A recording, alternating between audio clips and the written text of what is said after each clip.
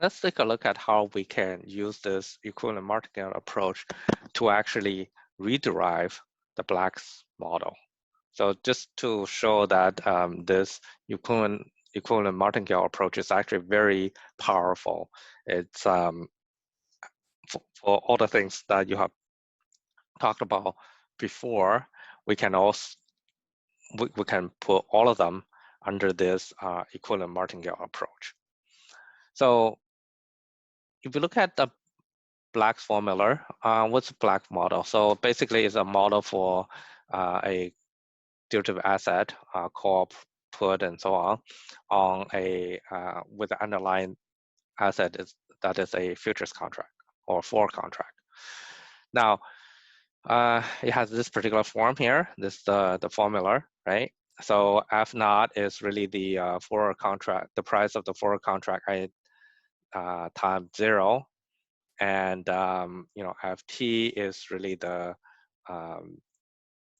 price of the forward contract at the maturity time T. Now, let's look at how we actually obtain exactly this through the equivalent martingale approach.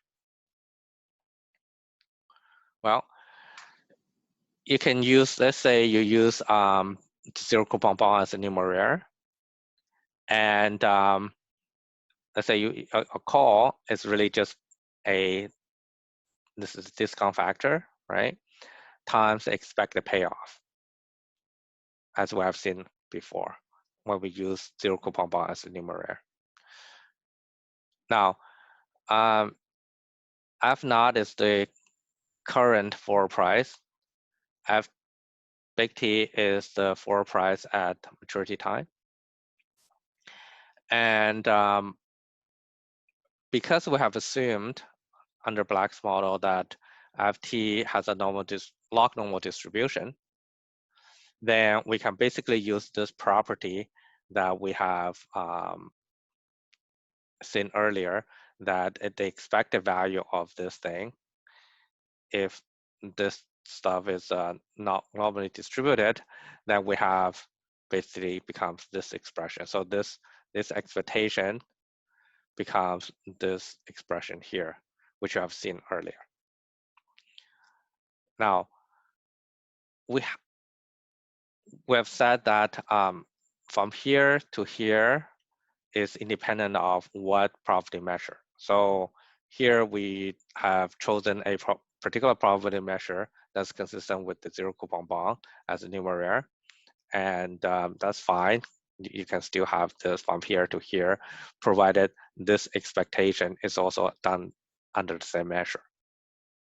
Now, we're not done yet, right? So we still have this very strange looking expectation here, and under some probability measure that we really don't know what that is.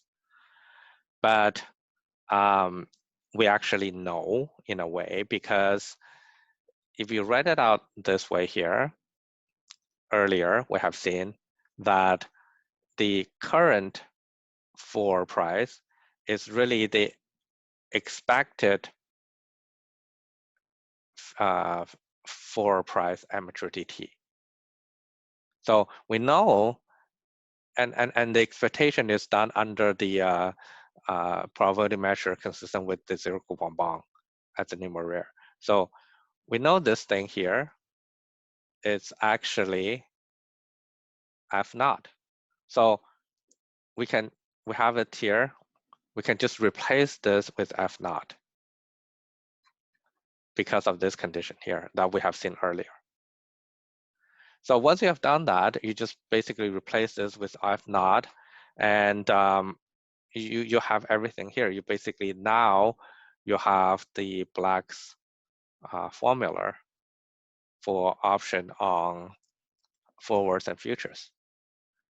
So this example demonstrated that we're not really gonna calculate this expectation because we don't really know what the probability measure is.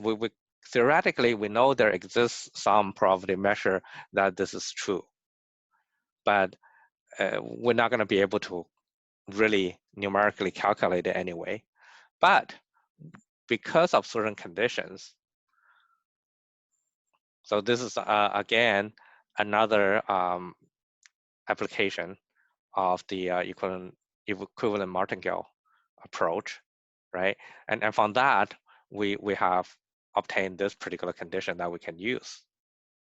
So by repeated using the equivalent martingale measure approach, that we basically then are able to substitute a observable market variable here, and then we have a pricing formula that we can actually make use of.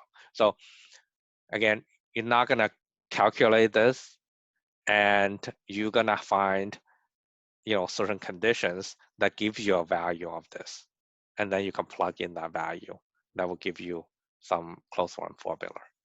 So this principle is applied, and you have again and again, and you will be seeing them in this course of this particular principle being applied in multiple times. And the other thing is, like the Ito's lemma, a lot of time you're gonna use this equivalent martingale approach several times within one particular problem that you want to solve. And by repeatedly using that equivalent martingale measure approach, you will derive a number of conditions that's useful for you, and eventually leads you to the final solution of that problem.